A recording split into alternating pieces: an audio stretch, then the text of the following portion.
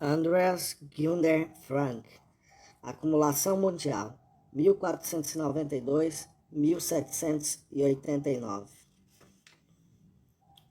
Parte 2, do comércio à indústria, Revolução Americana e Revolução Francesa, 1789. Capítulo 6, Revolução Comercial e o processo de acumulação. 1. Expansão, direção e composição do comércio internacional. O comércio internacional expandiu-se de maneira rápida e significativa durante o século XVIII. Mais que isso, mudou de direção, composição e estrutura. O tráfico de escravos e o comércio triangular entre Europa, África e Américas assumiu particular importância e o comércio do Oriente passou por mudanças qualitativas 2 vezes ao longo do século.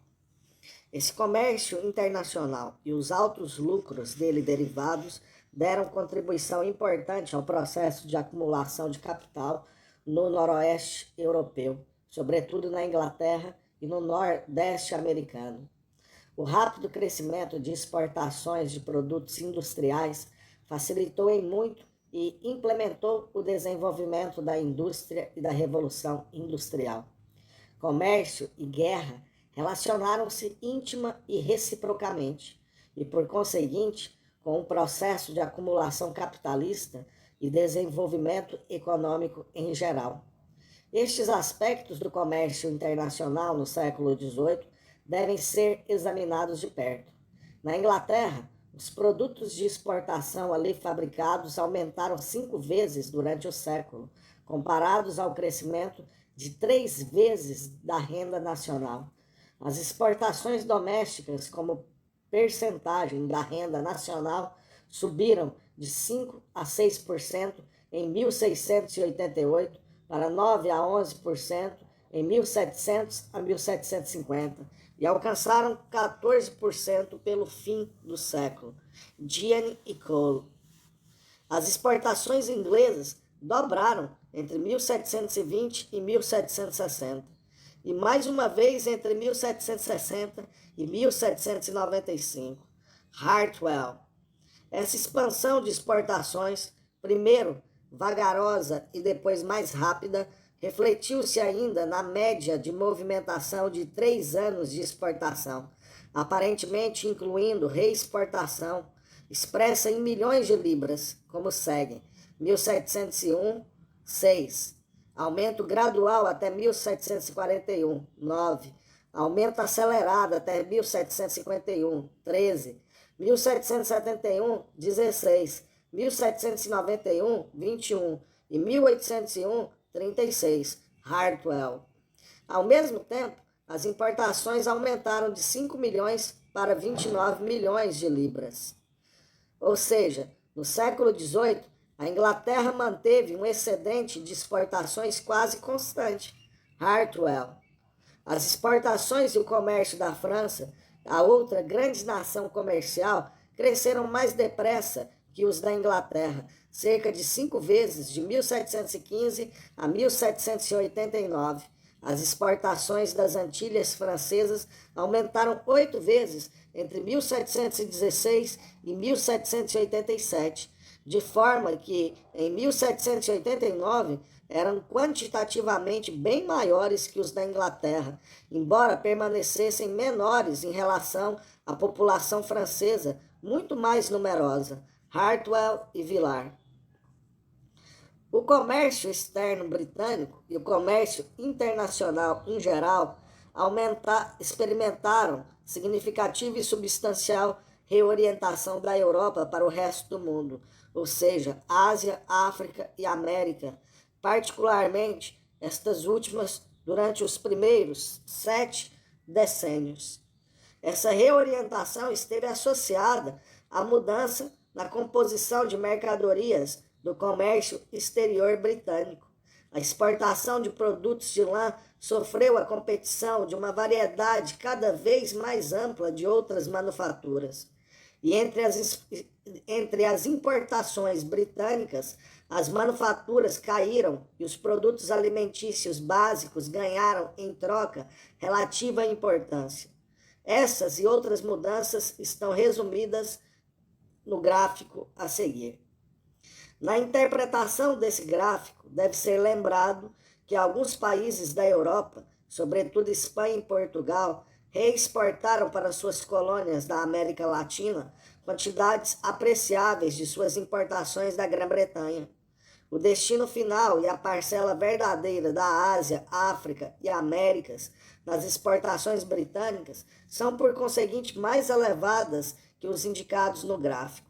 Neste sentido, devemos ter em vista que cerca de 10% das exportações britânicas e 20% de suas exportações de produtos manufaturados destinaram-se apenas a Portugal, e uma parte deles foi para o Brasil.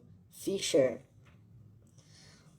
Os laços comerciais crescentes entre a Inglaterra e o mundo colonial da Ásia, África e Américas, e sua permanente integração no processo de acumulação de capital, estão refletidos no gráfico pelo crescimento de 10% para 31% de exportações produzidas internamente e de 15% para 38% do total de exportações britânicas absorvidas por tais áreas. Isso representa uma relativa reorientação do comércio externo britânico para fora da Europa e em direção ao resto do mundo.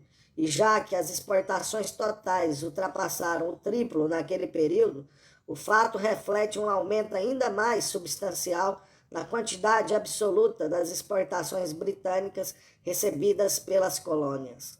Além disso, entre os produtos de exportação produzidos domesticamente, manufaturas outras que não artigos de lã aumentaram sua participação nas exportações totais britânicas de 8% para 27% e de 5% para 21% no mundo colonial.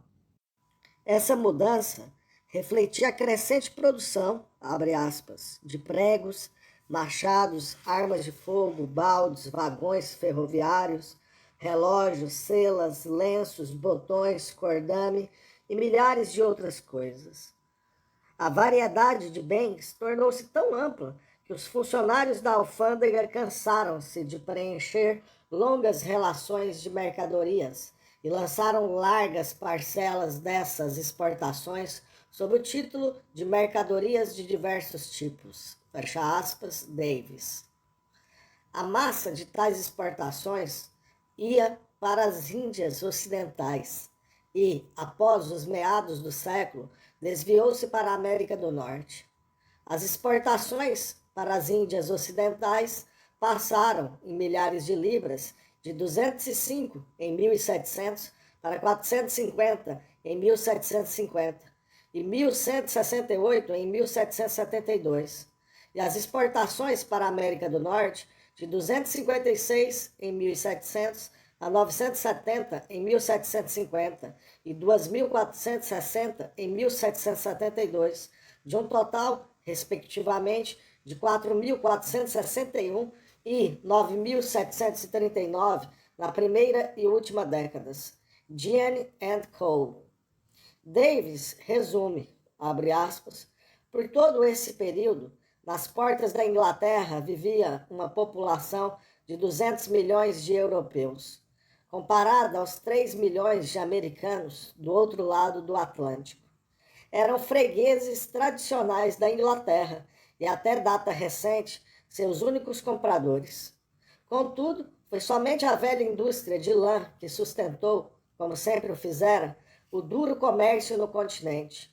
As indústrias mais novas ficaram os dentes em mercados mais fáceis, mais privilegiados, em geral, fora da Europa. Fecha aspas, Davis.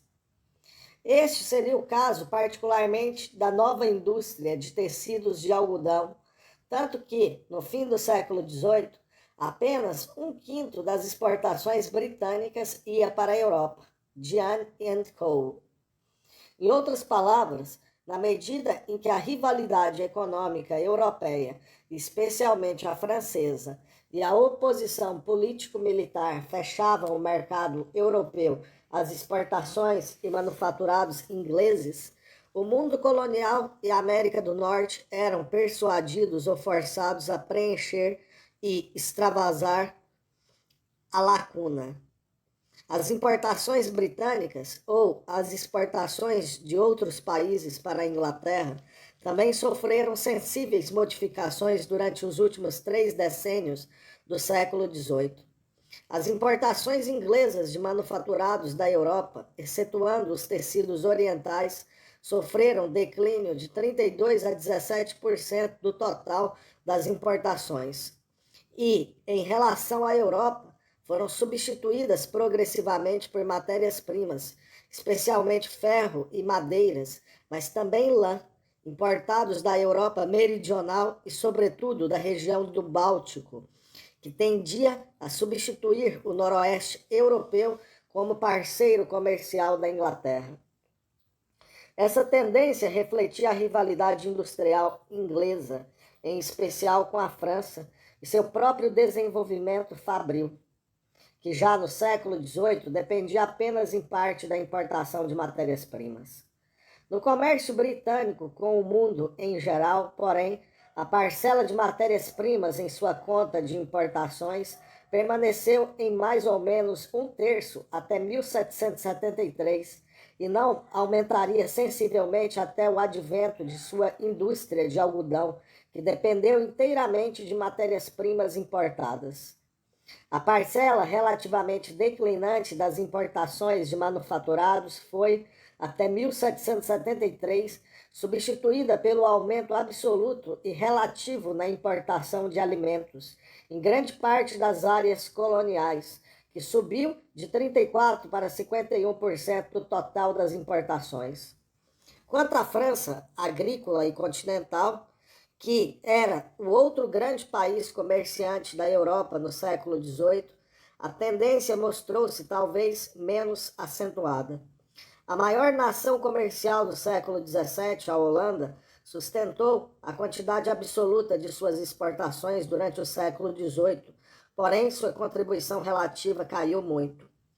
Outro aspecto da expansão do comércio internacional e das exportações britânicas foi que, no fim do século XVII e novamente durante o terceiro quarto do século XVIII, as reexportações inglesas de mercadorias importadas de outras partes, sobretudo das regiões coloniais, aumentaram ainda mais que as exportações internamente produzidas e, por conseguinte, também mais que o total.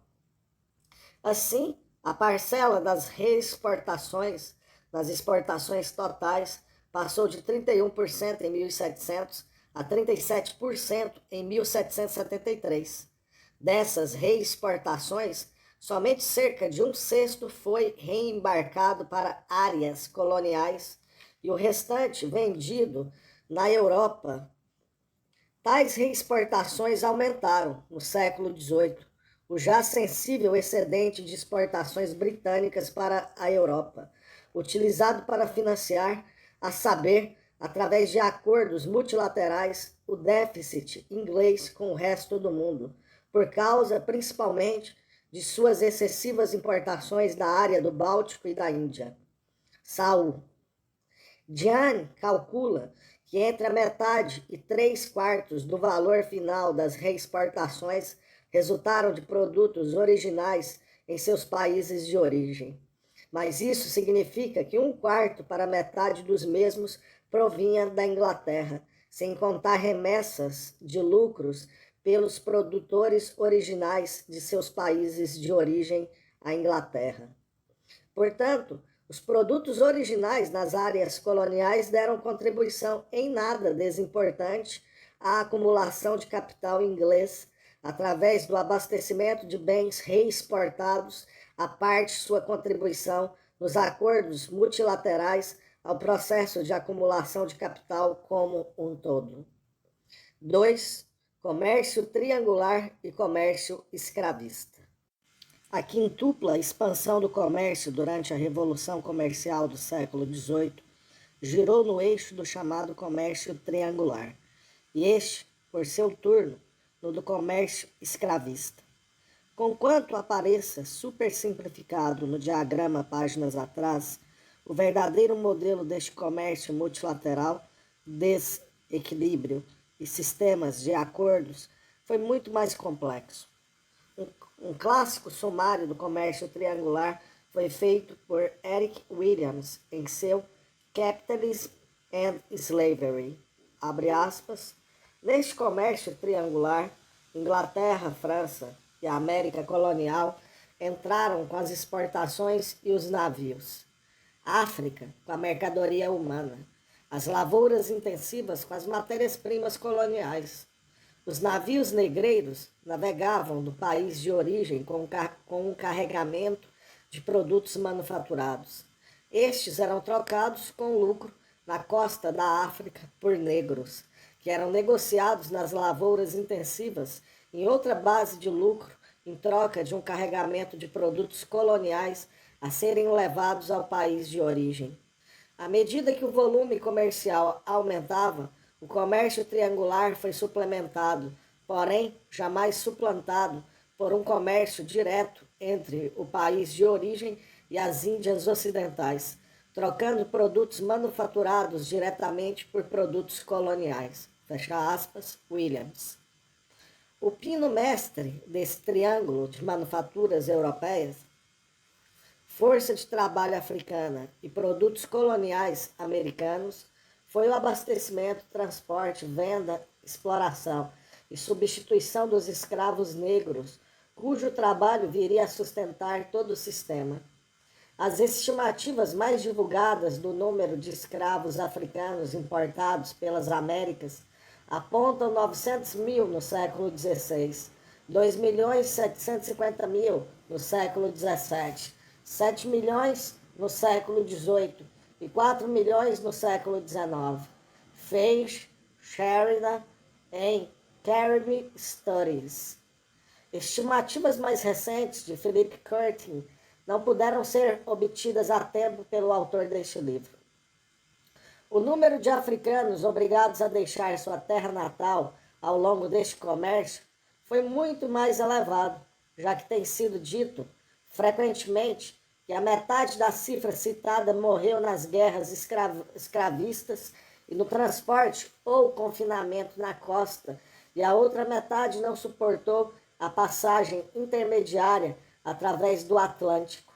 O número total de africanos afetados pelo tráfico negreiro tem sido estimado, por isso, e talvez com exagero, em cerca de 100 milhões. O comércio, que esteve de início em mãos portuguesas e holandesas, passou aos franceses e, especialmente, depois da concessão do assento à Inglaterra, em 1713, às mãos desta última nação. E foi o comércio escravista aquele que, em todos os sentidos, revelou-se o negócio mais lucrativo do século XVIII.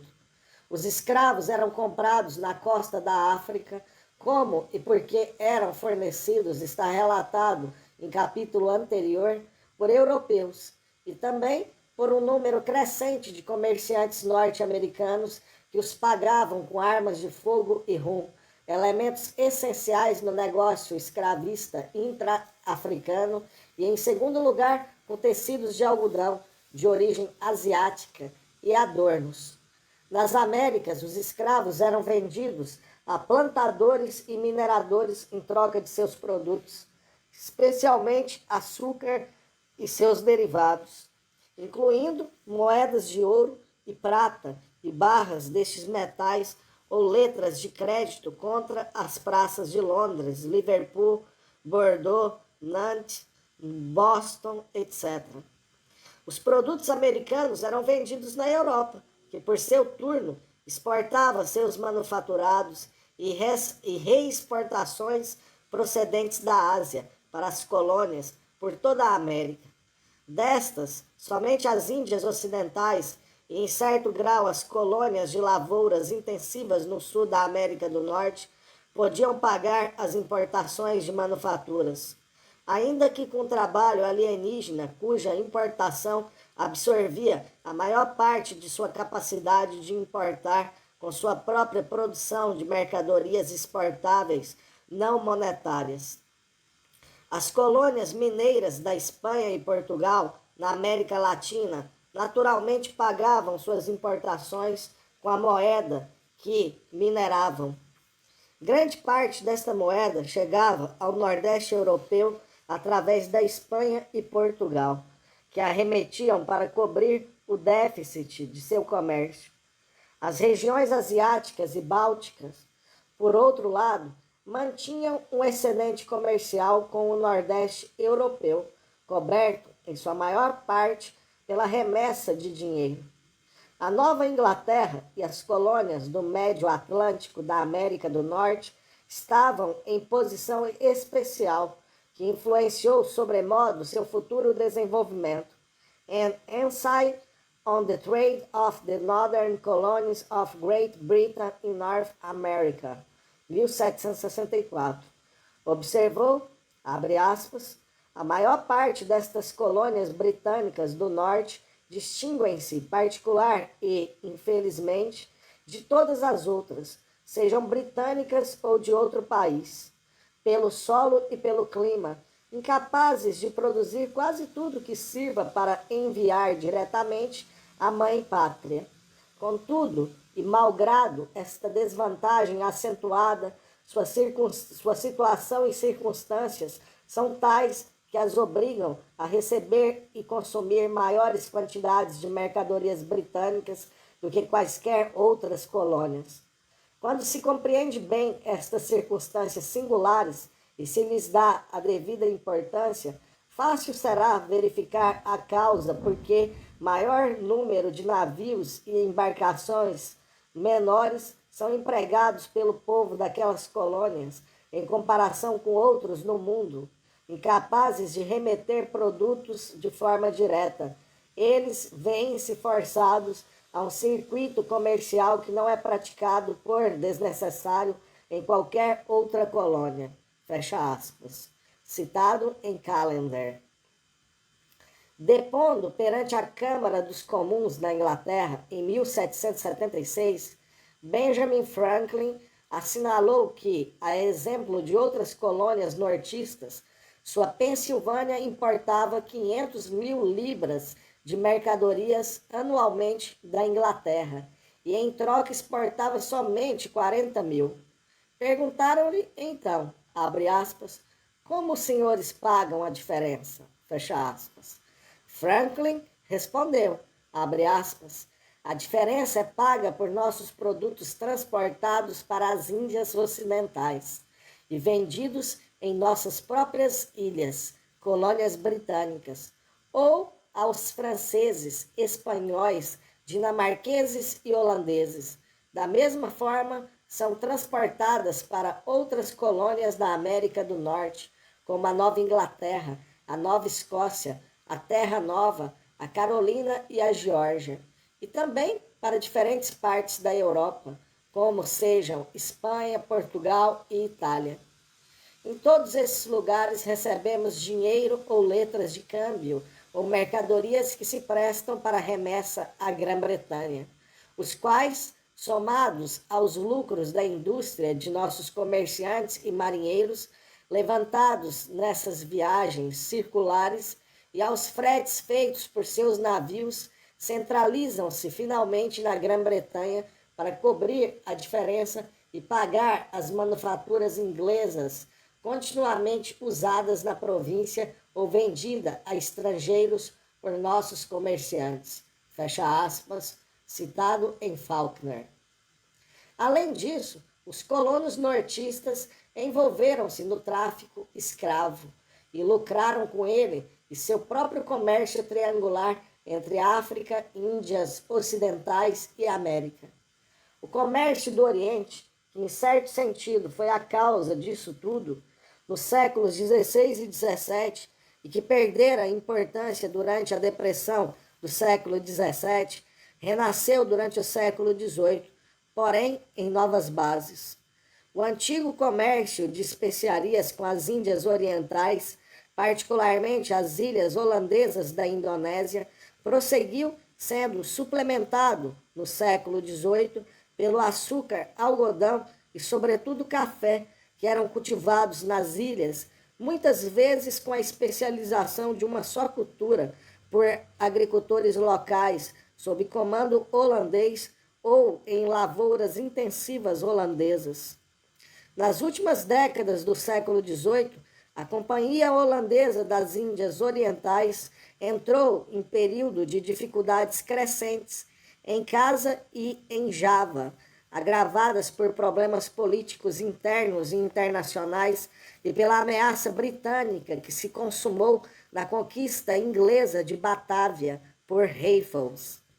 O comércio Manila-Galeão da China, através das Filipinas, para o México e a Espanha, também renasceu e atingiu volume superior ao dos primeiros tempos de sua existência. Mais importante, no entanto, foi o desenvolvimento do comércio de têxteis do Oriente, sobretudo da Índia, mas também da China, para venda na Europa e reexportação para a África e Américas. E no caso da Grã-Bretanha, para reexportação ao continente. Os fundamentos desse comércio com a Índia até cerca de 1760 e com a China no século XIX fazem-se entrever no depoimento de Voltaire, eventualmente grande admirador da China, mas também das colônias de escravos, abre aspas. As pessoas perguntam o que é feito de todo o ouro e prata que entram continuamente na Espanha, procedentes do Peru e do México. Vai para os bolsos de franceses, ingleses e holandeses que fazem comércio em Cádiz e, em troca, enviam produtos de sua indústria à América. Grande parte do dinheiro vai para as Índias Orientais, a fim de pagar a seda, especiarias, salitre, açúcar, cande, chá, têxteis, diamantes e supérfluos, fecha aspas. Citado em Stavrianus. Entre 1733 e 1766, 65% de todas as exportações inglesas para a Ásia foram constituídas de prata, vilar. Até então, a prata era exigida em base comercial para pagamento de exportações asiáticas. Esta inconveniência mercantilista só foi remediada com o poder político que Clive adquiriu para a Companhia das Índias Orientais na Batalha de Plassey, em 1757, e com conquistas subsequentes. Isso permitiu o acréscimo de transferência unilateral que os ingleses poderiam permitir-se a fim de acelerar o aumento da taxa anual de remessas da produção indiana durante os últimos decênios do século XVIII, através da mera pilhagem, reminiscência dos espanhóis na América do século XVI. A transferência unilateral, aliás, iniciou a sangria da Índia e sua verdadeira incorporação ao processo de acumulação mundial do capital, por ela sensivelmente acelerado. 3. As colônias pagaram?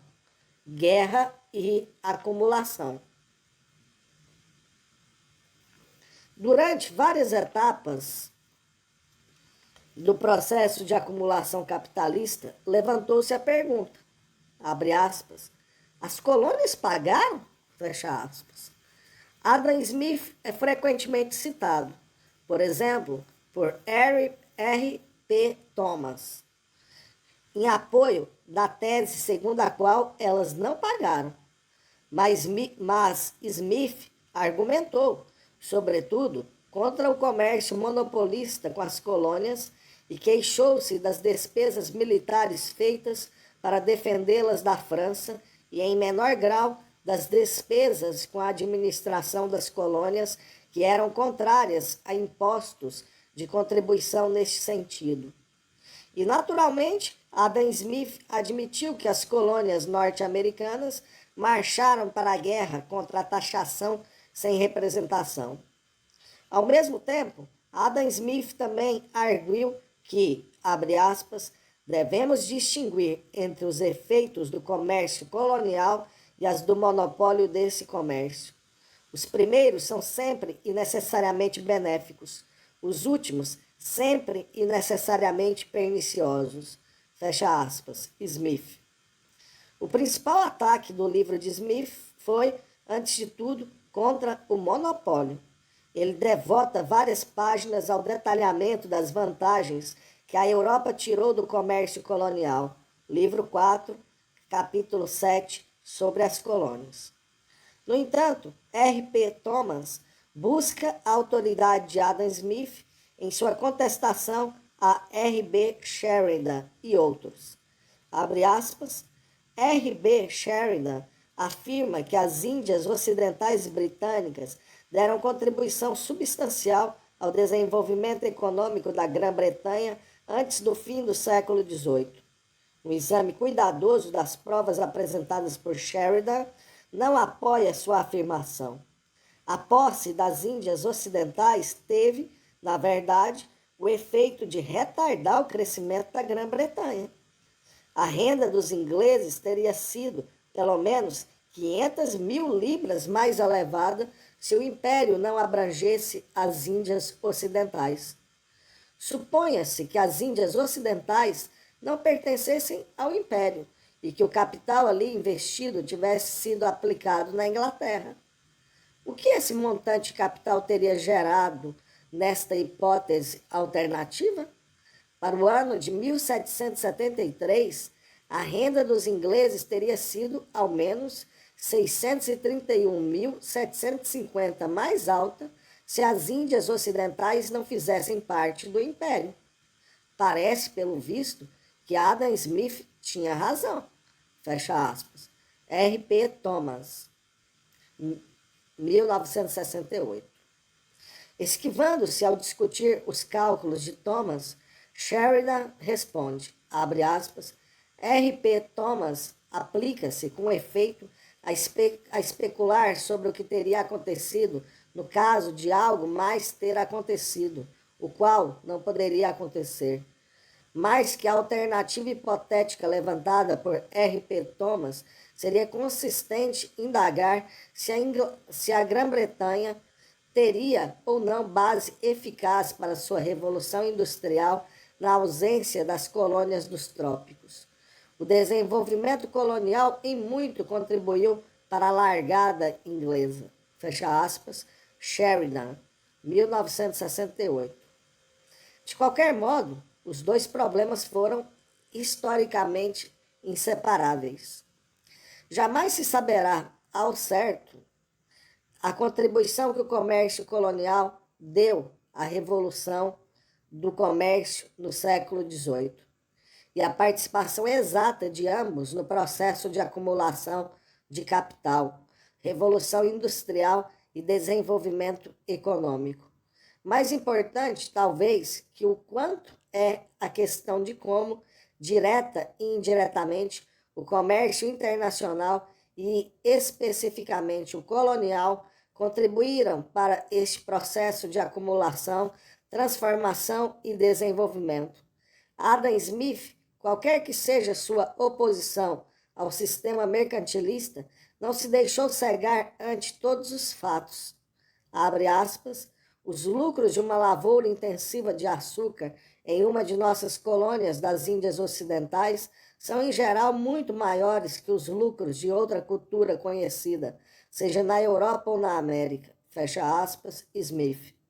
O primeiro-ministro William Pitt, em 1798, avaliou a renda anual das lavouras intensivas das Índias Ocidentais em 4 milhões de libras, em comparação com 1 milhão de libras do resto do mundo. Williams, abre aspas, segundo Devenant, o comércio total da Grã-Bretanha no fim do século XVII, não do século XVIII, rendeu um lucro de 2 milhões de libras. O comércio das lavouras intensivas entrou com 600 mil reexportações de produtos das lavouras intensivas, 120 mil. Comércio europeu, africano e do Levante, 600 mil. Comércio das Índias Orientais, 500 mil. Reexportações de artigos das Índias Orientais, 180 mil, fecha aspas, Williams. Ernest Mandel escreve, abre aspas, em outro lugar, na Marxist Economic Theory, volume 2, em outro lugar, tentamos calcular as mais importantes amostras desse roubo direto, comércio escravista e comércio normal entre 1500 a 1750. A. E.J. Hamilton calcula em 500 milhões de pesos ouro o valor do ouro e da prata que os espanhóis levaram à Europa entre 1503 e 1660. B. Collebrander estima 600 milhões de florins ouro, o tesouro que a Companhia Holandesa das Índias Orientais tirou da Indonésia entre 1650 e 1780. C. Father Rinchon calcula em quase 500 milhões de florins ouro o lucro obtido somente no comércio de escravos pelo capital francês durante o século XVIII, sem incluir o lucro com o trabalho dos escravos nas lavouras intensivas das Índias Ocidentais, que ultrapassou várias vezes aquela soma. D. Segundo H. Wiseman e a Cambridge History of the British Empire, consideram-se os ganhos obtidos com o trabalho dos escravos nas Índias Ocidentais Britânicas em pelo menos 200 a 300 milhões de libras de ouro. Finalmente, com a pilhagem da Índia, apenas no período de 1750 a 1800, a classe governante da Grã-Bretanha obteve entre 100 e 150 milhões de libras de ouro. Deve-se notar que estas somas omitem apreciáveis fluxos de capital, como os representados pela prata hispano-americana e o ouro brasileiro, depois de 1660. O comércio escravo de ingleses, holandeses, portugueses e norte-americanos, etc. Se as parcelas forem somadas, teremos mais de 1 bilhão de libras de ouro, isto é, mais que o valor de todo o capital investido em toda a indústria siderúrgica em operação na Europa por volta do ano de 1800. Fecha aspas, Mandel. Mandel não sugere, e ninguém pretende isso, que todo esse capital fluiu diretamente para a indústria ou industrialização europeia. Mas Marx observou, depois de lembrar que, abre aspas, Liverpool engordou com o comércio escravo. Este foi seu método de acumulação primitiva, que a indústria do algodão introduziu a escravidão de menores na Inglaterra e que, de fato, a escravidão velada dos trabalhadores assalariados na Europa necessitava, em seu pedestal, de uma escravização pura e simples no Novo Mundo. Fecha aspas. Marx, O Capital, volume 1.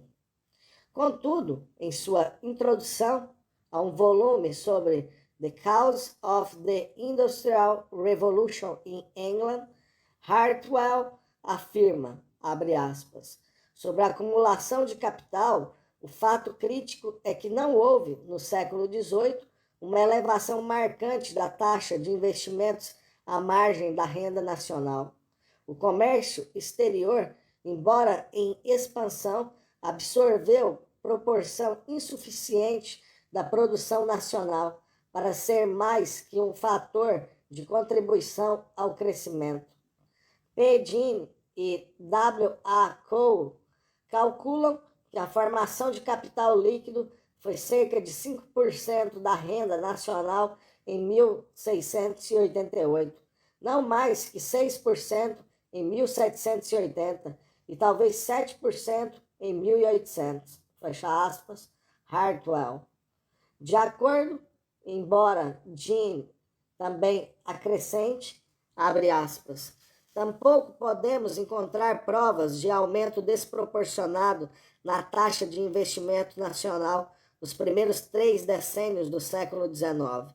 Fecha aspas. Ver ainda John and Co.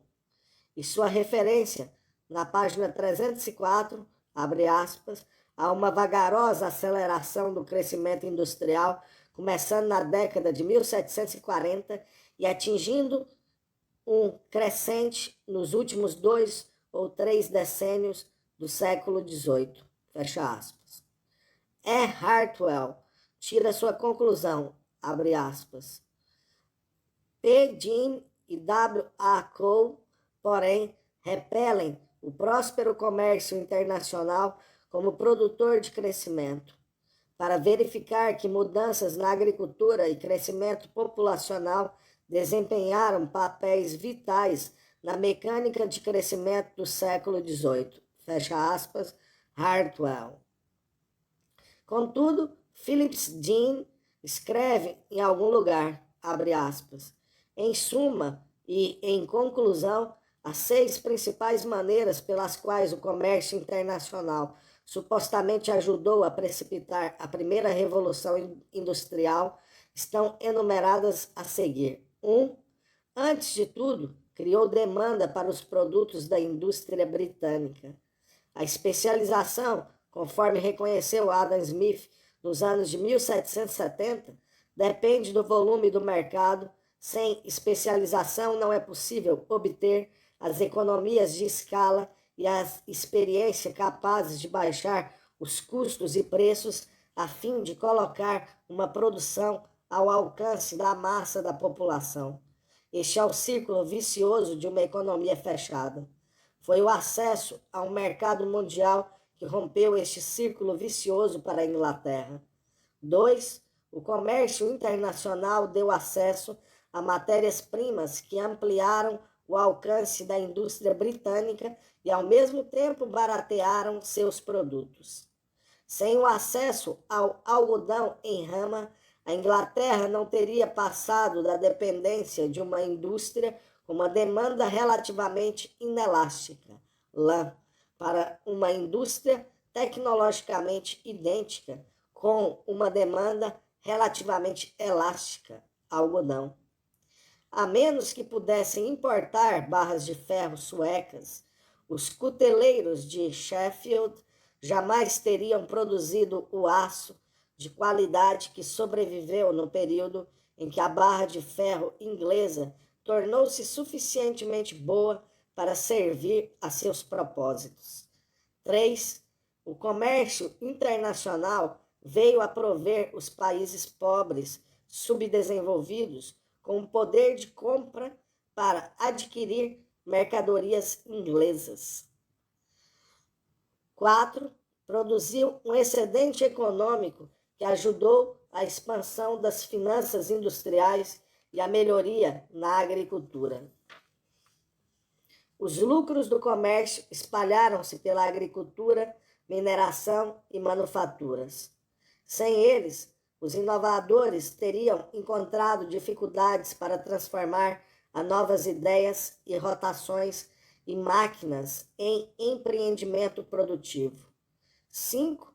Também ajudou a criar uma estrutura institucional e uma ética empresarial que vieram a comprovar sua eficácia na promoção do comércio interno, como já provaram no comércio externo. A elaborada rede de instituições comerciais na cidade, os sistemas de comercialização, seguros, controle de qualidade e estandardização de produtos que evoluíram das necessidades do comércio externo, foram contribuições importantes à melhoria da produtividade em casa. 6. Finalmente, vale notar que a expansão do comércio internacional no século XVIII foi a causa básica do crescimento de cidades e centros industriais. A expansão espetacular de Liverpool e Glasgow constituiu fator quase exclusivo do comércio externo. Fecha aspas, Diane. E no capítulo Retrospecto, resumo de conclusões, do mesmo livro de Diane e Cole, citado por Hartwell Lemos, abre aspas, ao longo dos últimos 2 séculos e meio, o comércio internacional foi fator estratégico no crescimento econômico inglês. Os mercados ultramarinos deram escoamento a indústrias que teriam operado com muito menor eficiência dentro dos confins da demanda doméstica. Matérias-primas importadas forneceram a base da inovação e especialização.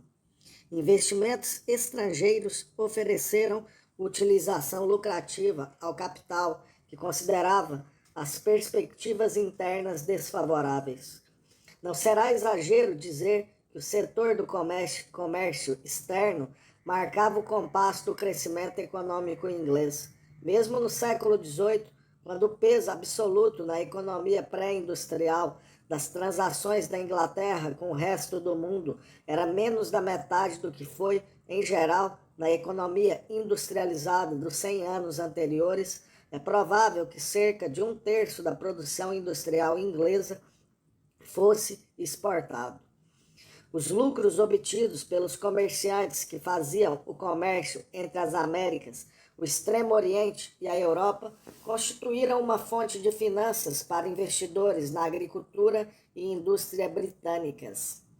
A existência de mercados internacionais por explorar no fim do século XVIII e começo do século XIX foi, provavelmente, crucial para iniciar o processo de industrialização e o crescimento das rendas reais que lhes estiveram associados. Fecha aspas, Jan e Cole.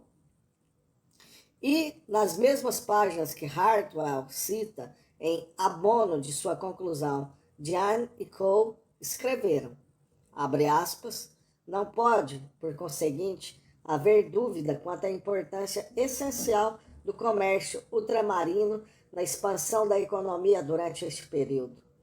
É claro que as maiores indústrias de exportação e as indústrias domésticas que as abasteceram com algumas de suas matérias-primas, tais como carvão mineral e ingredientes para fabricar sabão, tiveram taxas mais elevadas de crescimento do que a maioria de outros ramos da atividade econômica. Isto não implica necessariamente que a aceleração do tempo da expansão econômica na segunda metade do século XVIII possa ser diretamente atribuída ao rápido crescimento do comércio internacional durante aquele período. Na verdade, o exame do comércio externo e do crescimento da renda nacional mostra que eles tiveram caráter mais complexo e operaram em direção diversa da que geralmente se supõe. Afirmaremos aqui que a expansão do comércio exportador inglês esteve limitada pelo poder de compra dos consumidores ingleses e que este poder, por seu turno, foi limitado pelo que os consumidores podiam ganhar de exportações para a Inglaterra. Neste ponto, acrescentaremos duas observações. Não deixa de ser verdade que tal desempenho foi aumentado por um comércio mundial em bases multilaterais, explicado, por exemplo, por Benjamin Franklin. E quanto ao processo de acumulação de capital e desenvolvimento, não só a relação comércio-renda é crucial, mas também entre comércio e investimento. Aspecto notável do comércio britânico durante o século XVIII foi sua crescente confiança nos mercados coloniais. Em 1700, cerca de 4/5 das exportações inglesas iam para a Europa e somente 1/5 para o resto do mundo. Pelo fim do século, por outro lado, essa relação mudou quase completamente. Mesmo em termos absolutos, os artigos ingleses faziam pouco progresso nos mercados protegidos de seus rivais europeus. Daí o aumento das exportações britânicas ao longo do século ter sido causado quase por inteiro pela expansão comercial com os novos mercados coloniais na Irlanda, América, África e Extremo Oriente. Os mercados mais importantes, do ponto de vista do industrial inglês, foram os da América do Norte e Índias Ocidentais. Fecha aspas, Jan e Cole. Quanto ao processo de acumulação mundial de capital, o ponto de vista do industrial inglês revelava-se o mais importante. E depois deste industrial, através das análises de Adam Smith, Friedrich List e Karl Marx, a última conexão foi estabelecida, talvez de maneira mais segura por Eric Williams. Smith observou que, abre aspas, as novas divisões de trabalho e aperfeiçoamentos das artes, as quais, no círculo estreito do antigo comércio, jamais se teriam realizado, a falta de um mercado que absorvesse a maior parte de sua produção, agora fabricamos para os numerosos e prósperos agricultores da América e seus transportadores, e sob certos aspectos, também para quase todas as diferentes nações da Ásia, África e América. Fecha aspas, Smith. E ele fez esta observação antes de 1776. List comentou favoravelmente o êxito das diretrizes comerciais inglesas, resumindo assim, abre aspas, comprar matérias-primas e vender produtos manufaturados, fecha aspas. E Marx anotou, abre aspas, as colônias asseguraram mercado para as florescentes manufaturas e, através do monopólio do mercado, uma acumulação crescente. Os tesouros capturados fora da Europa por indisfarçável rapinagem, escravidão e assassinatos navegaram de volta à mãe pátria e foram ali convertidos em capital. Liverpool engordou com o comércio de escravos. Este foi o seu método de acumulação primitiva. Fecha aspas, Marx, O Capital. Talvez o mais poderoso argumento tenha sido o de Eric Williams, agora primeiro-ministro de Trindade e Tobago, em seu Capitalism and Slavery. Abre aspas, o comércio triangular deu, portanto, um tríplice estímulo à indústria britânica. Os negros foram comprados com manufaturas britânicas, transportados para as lavouras intensivas, produziram açúcar, algodão, índigo, melaço e outros produtos tropicais, cujo processamento criou novas indústrias na Inglaterra. Ao mesmo tempo, a presença dos negros e seus senhores nas lavouras intensivas abriu outro mercado para a indústria britânica, a agricultura da Nova Inglaterra e o pescado da Terra Nova. Por volta de 1750, era raro uma cidade comercial ou manufatureira na Inglaterra sem ligação com o comércio colonial direto ou o comércio triangular. Os lucros assim obtidos alimentaram um dos principais fluxos de acumulação do capital que, na Inglaterra, financiou a Revolução Industrial. Esse comércio externo deixou naturalmente atrás de si um vigoroso desenvolvimento da navegação e da construção naval. Entre suas vantagens não sobressai apenas a madeira nas casas inglesas, o desenvolvimento do comércio triangular, da navegação e da indústria naval permitiu o crescimento das grandes cidades marítimas. Bristol, Liverpool e Glasgow ocuparam, como portos de mar e centros de comércio, a posição na era do comércio que Manchester, Birmingham e Sheffield ocupariam mais tarde na era industrial. Foram os comércios de escravos e do açúcar que fizeram de Bristol a segunda cidade da Inglaterra nos primeiros 3/4 do século XVIII. Quando Bristol foi ultrapassada no comércio escravista por Liverpool, desviou suas atenções do comércio triangular para o comércio direto de açúcar. Um número menor de navios de Bristol navegava para a África. Em sua maior parte, iam diretamente ao Caribe. O que o comércio das Índias Ocidentais fez por Bristol, o comércio escravista fez por Liverpool. O número de navios que aportavam em Liverpool aumentou 4,5 vezes entre 1709 e 1771. A tonelagem aparente, 6,5 vezes. O número de navios pertencentes àquele porto multiplicou-se 4 vezes durante o mesmo período, e sua tonelagem e número de marinheiros cerca de 6 vezes. Calculou-se em 1790 que os 138 navios que singravam de Liverpool para a África representavam um capital de mais de 1 milhão de libras. Somente através do Act of Union de 1707, a Escócia teve permissão de participar do comércio colonial. Essa permissão pôs Glasgow no mapa. Açúcar e tabaco acentuaram a prosperidade da cidade no século XVIII. O comércio colonial estimulou o crescimento de novas indústrias. É necessário agora traçar o desenvolvimento industrial na Inglaterra, o qual foi estimulado direta ou indiretamente pelos artigos do comércio triangular e pelo processamento de produtos coloniais. A lã era a menina dos olhos das manufaturas inglesas. O carregamento de um navio negreiro estaria incompleto sem alguns produtos de lã. Porém, mais tarde, o algodão ultrapassou a lã nos mercados coloniais.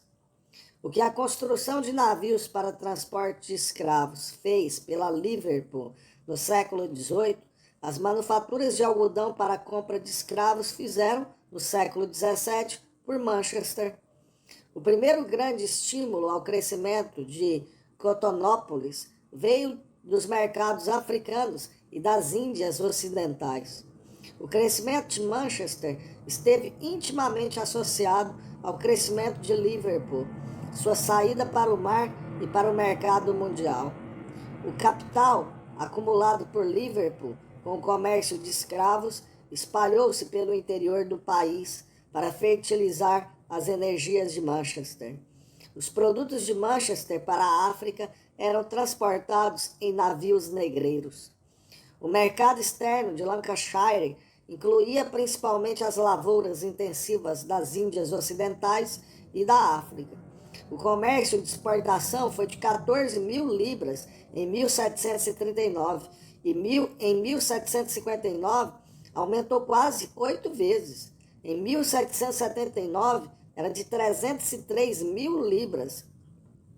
Até 1770, um terço dessas exportações ia para a costa africana, metade para as colônias americanas e Índias ocidentais.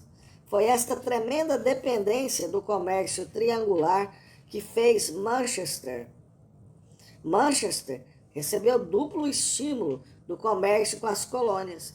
Se forneceu os bens necessitados na costa africana e nas lavouras intensivas, suas manufaturas dependiam, em troca, do abastecimento de matérias-primas. O interesse de Manchester pelas ilhas era dobrado. A matéria-prima chegava à Inglaterra nos séculos 17 e 18, vinda principalmente de duas fontes, o Oriente e as Índias Ocidentais. Mas, no começo do século XVIII, a Inglaterra dependia das ilhas das Índias Ocidentais para 2/3 a 3/4 de seu algodão em rama. A refinação de açúcar, a destilação de rum, pacotilhas, indústrias metalúrgicas, fuzis formavam parte regular de qualquer carga para a África.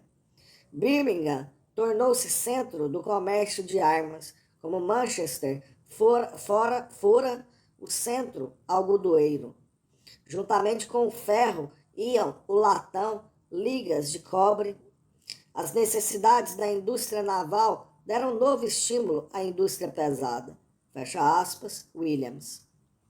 Outro aspecto da questão foi levantado e respondido de maneira um tanto equívoca por David Landes em seu ensaio devotado a Technological Change and Industrial Development in Western Europe, de 1750 a 1914, escrito para a Cambridge Economic History of Europe. Abre aspas. Que exata parcela do aumento da demanda e da tendência à produção em massa de artigos mais baratos deve ser atribuída à expansão interna em oposição aos mercados externos é talvez impossível dizer. fecha aspas. Mas Lenz prossegue na mesma página, abre aspas. Pode-se talvez tentar essa espécie de comparação para a indústria de lã. No fim do século XVII, as exportações inglesas de roupas de lã provavelmente atingiram além de 30% da produção da indústria. Por volta de 1740, a proporção deve ter se elevado, possivelmente, à metade, e em 1771 a 1772, a pouco mais da metade. Nesse importante setor, portanto, o maior ímpeto parece ter vindo da indústria. Contudo, a resposta não é assim simples. Fecha aspas. Cambridge Economic History of Europe. Adiante, porém, Landes prossegue, abre aspas, a fronteira comercial da Inglaterra estava no ultramar, na América, no sul da África e no leste asiático. A primeira era, de longe, a mais importante. As Índias Ocidentais e as colônias do continente compravam juntas 10% das exportações inglesas em 1701, 37% em 1772, 1773, cerca de 57% em 1797, 1798. A lã absorvia grande parte dos lucros. A venda de roupas no novo mercado atlântico, América e África cresceu 6 vezes dos começos do século à véspera da Revolução Americana. Em seguida foi a vez do algodão, fecha aspas. Em consequência, conforme Jane e Cole também observaram e até mesmo Hartwell reconhece, para compreender a contribuição ou relação desse comércio internacional e colonial ao processo de acumulação mundial de capital, devemos verificar não apenas as correlações estatísticas entre crescimento de comércio e crescimento de renda, nem somente entre comércio e crescimento da indústria em geral, mas também o papel de setores particulares deste comércio, sobretudo os das colônias e das forças produtivas e relações daí derivadas. No desenvolvimento de indústrias determinadas em épocas determinadas, isto é, conjunturas e lugares históricos. O importante desempenho do comércio mundial durante a Revolução Comercial do século XVIII, os primórdios da Revolução Industrial no fim desse século, foi também observado por outros notáveis investigadores daquela época, entre os quais os Raymonds, em seu The Rise of Modern Industry, The Shadow of the Slave Trade, The Revolution in Cotton, e Paul Mantoux, em seu clássico The Industrial Revolution in the 18th Century, Commercial Expansion, bem como Arnold Toynbee, o mais velho, inventor do termo Revolução Industrial, Manufactures and Trade.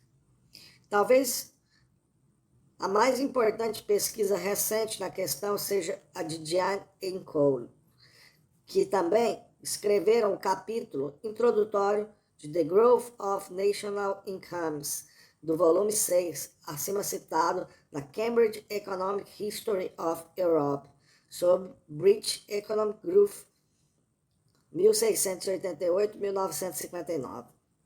Suas conclusões podem ser resumidas da seguinte forma, que nos anos entre 1700 a 1800, a indústria de exportação cresceu de 100 para 544, a indústria de mercados internos cresceu de 100 para 152, a de produtos agrícolas de 100 para 143 e a renda nacional de 100 para 251. Fonte, Jane Cole. Com base nestes e outros dados, Palois concluiu, abre aspas, uma das lições fundamentais a tirar de tais dados é a aceleração brutal da taxa de crescimento entre 1780 e 1800.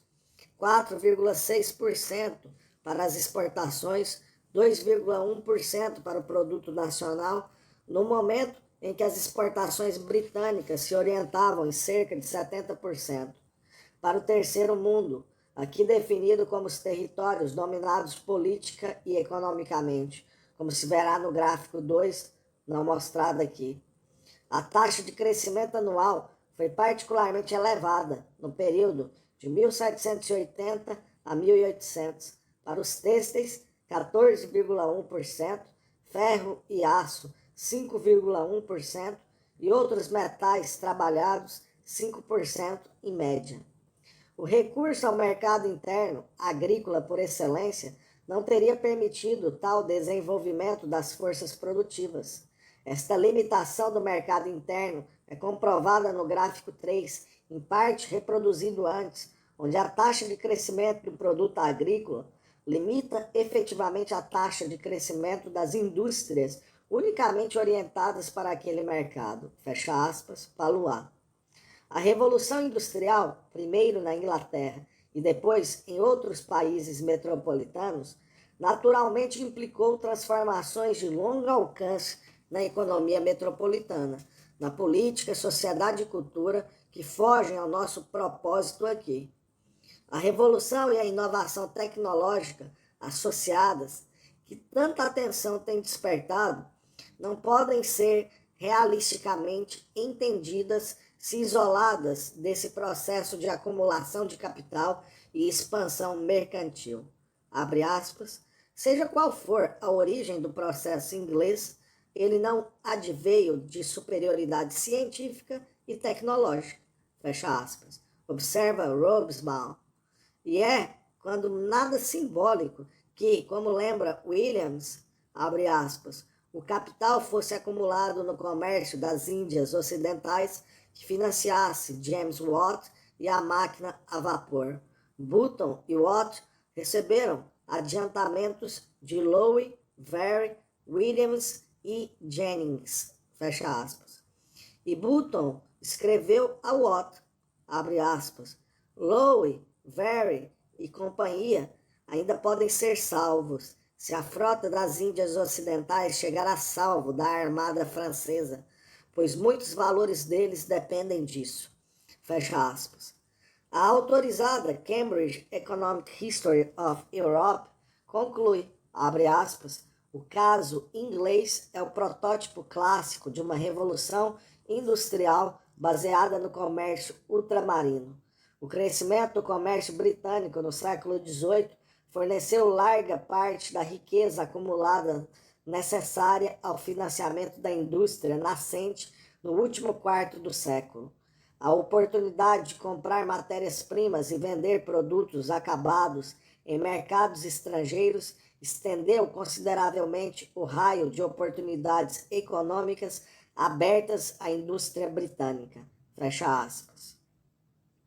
A importância simultânea do comércio e da guerra, ou da guerra comercial, no século XVIII, é evidente e inegável. Podem surgir questões, no entanto, quanto às suas possíveis relações, inclusive relações causativas entre elas.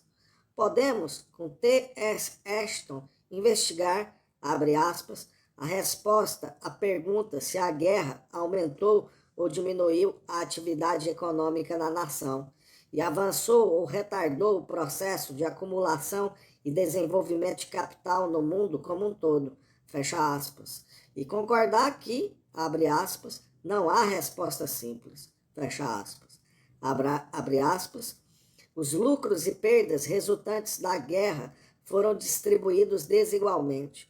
Certas indústrias e regiões beneficiaram-se com encomendas governamentais, enquanto outras sofreram uma queda na demanda civil.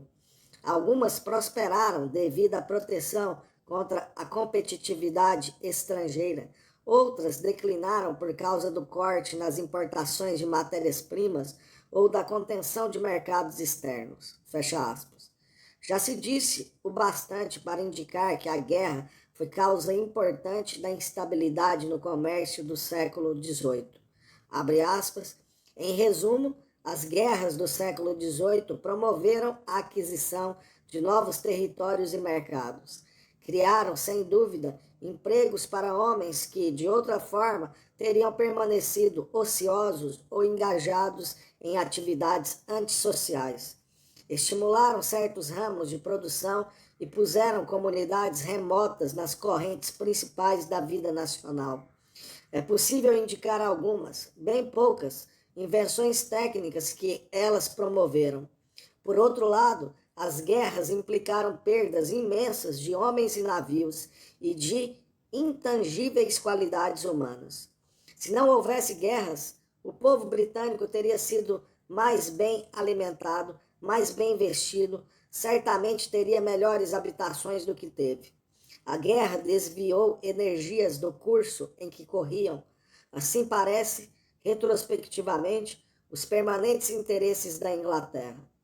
Nesse estágio de desenvolvimento, a necessidade primordial do país era uma rede eficiente de estradas e vias fluviais de penetração para o interior. E conforme se verá, a guerra tendeu a retardar a criação disso.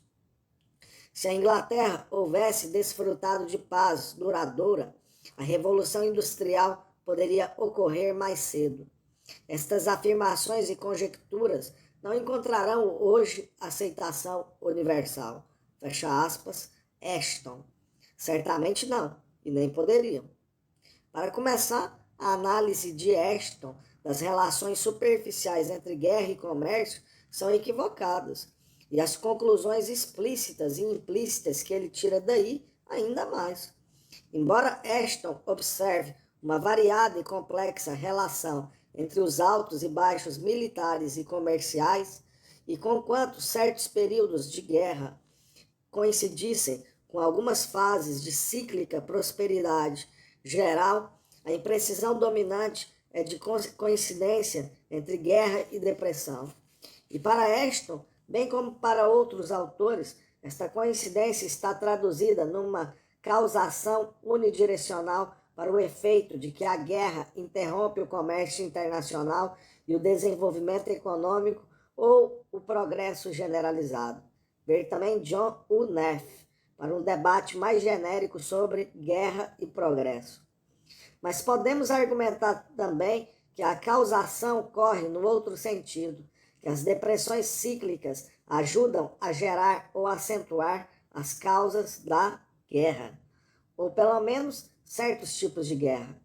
Este, certamente, parece ter sido o caso da Guerra dos Junkers, Guerra de Sucessão Austríaca, e da Terceira Guerra Anglo-Francesa ligada à Revolução Americana, bem como a Guerra da própria Revolução. E essa depressão cíclica marcou tentativas em defesa da competição para eliminar o poder competitivo do oponente que se opuseram aos objetivos de expansão e aquisição da Inglaterra, pelo menos na Guerra dos 7 Anos, cujo início coincidiu com uma reativação econômica cíclica. Mais importante é a declaração de Ashton de que a guerra desviou energias do curso ou direção em que os interesses permanentes da Inglaterra se situavam e que, em sua ausência, a Revolução Industrial teria ocorrido antes. Isso implica o julgamento do que seriam aqueles interesses permanentes e quais eram as condições necessárias e suficientes à Revolução Industrial. Ashton escreve como se isso pudesse ser resumido ou simbolizado por melhores facilidades de transporte doméstico e mais altos níveis de consumo interno. Tal julgamento pode ser contestado, e certamente o foi, pelos principais estadistas da época, como Pitt na Inglaterra e Choiseul na França. Para cada um deles, o principal obstáculo ao desenvolvimento nacional foi o poder econômico e político do outro, e, portanto, o principal objetivo político consistiu na eliminação, ou pelo menos na limitação de tal poder. E este objetivo pode ser considerado, retrospectivamente, mais uma simples tática a curto prazo do que um programa coerente com os interesses permanentes do setor da classe governante, representado por aqueles ministros em seus respectivos países, contra os dos pequenos Englanders ou franceses continentalistas. Isso, se Robespierre está certo, como acreditamos, ao sugerir que, abre aspas, em condições pré-industriais só houve lugar, provavelmente, para uma industrialização nacional pioneira, a exemplo da industrialização inglesa, e não para a industrialização simultânea de várias economias avançadas, e, em consequência, também, pelo menos durante algum tempo, para uma só oficina do mundo. Fecha aspas, Hobsbawm, Industry and Empire. É nesse julgamento, mais que a importância da exportação relativamente ao mercado interno, que pareceria confirmado pelos dados já acima revistos a respeito da expansão do comércio internacional. Portanto, também devemos concordar com Robespierre quando ele acrescenta, abre aspas, isso faz emergir o terceiro fator, em seguida aos mercados interno e de exportação na gênese da Revolução Industrial, o governo, ou como preferimos denominar, o Estado. Aqui, as vantagens da Grã-Bretanha sobre competidores em potencial é sobremodo evidente. Ao contrário de alguns deles, como a França, a Inglaterra estava preparada para subordinar todas as diretrizes de política externa a fins econômicos. Seus objetivos bélicos foram comerciais, e o que dá no mesmo, navais. Fecha aspas, Robespierre.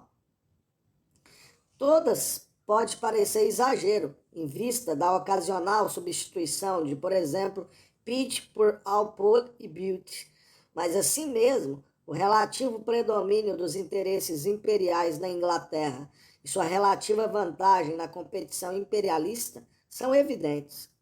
Pode-se pensar que seria idêntico hoje, como foi naquela época, o desempenho integral da guerra na estratégia imperialista e no processo de acumulação capitalista.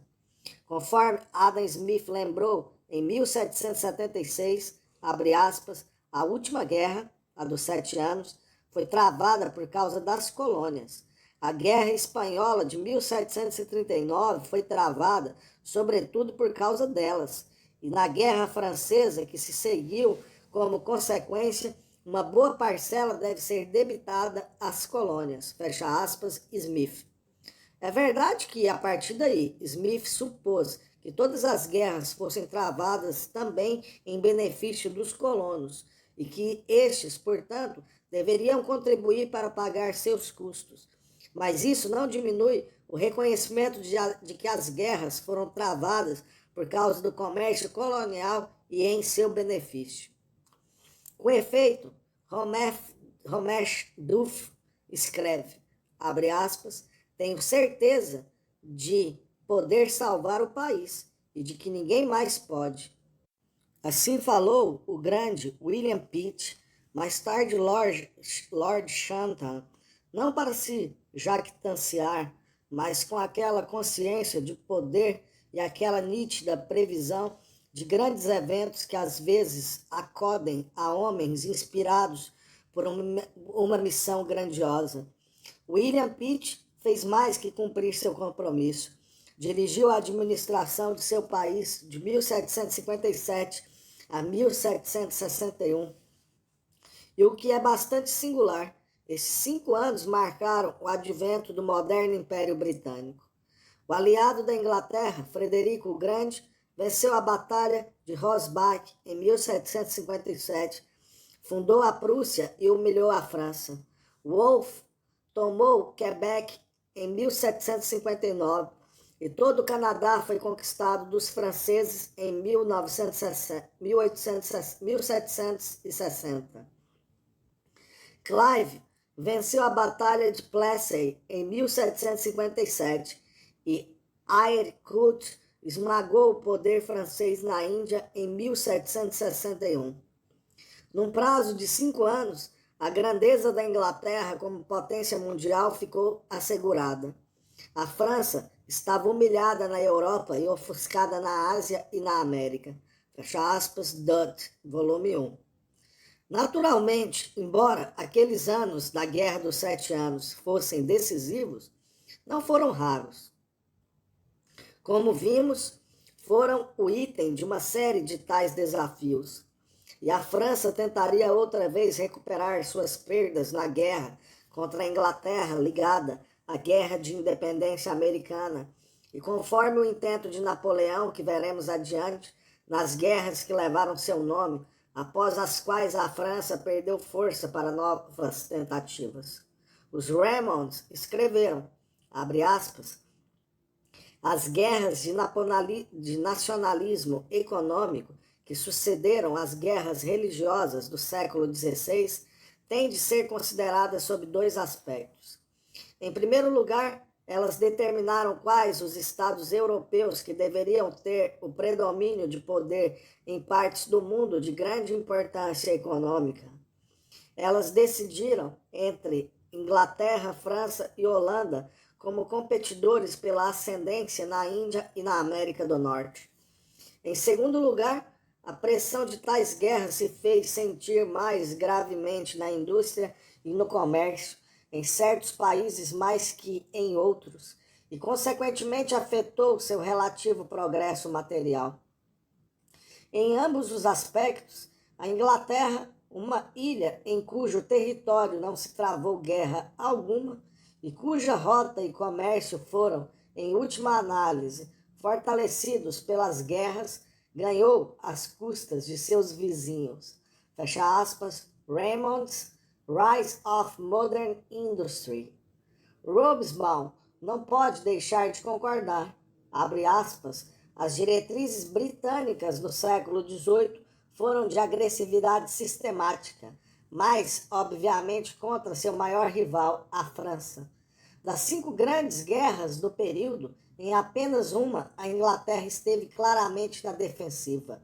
O resultado desse século de conflitos intermitentes foi o maior triunfo jamais conquistado por um Estado, o virtual monopólio do poder naval no mundo. Fecha aspas, Robesbaum, Industry and Empire. Os Raymonds concluem, abre aspas, se as guerras dos séculos 17 e 18 ajudaram a determinar a época, lugar e curso da Revolução Industrial, elas foram em si próprias efeitos mais que a causa das mudanças que incidiram na Europa Ocidental entre a descoberta do Novo Mundo e o estabelecimento de uma série de estados americanos independentes. Fecha aspas, Raymonds.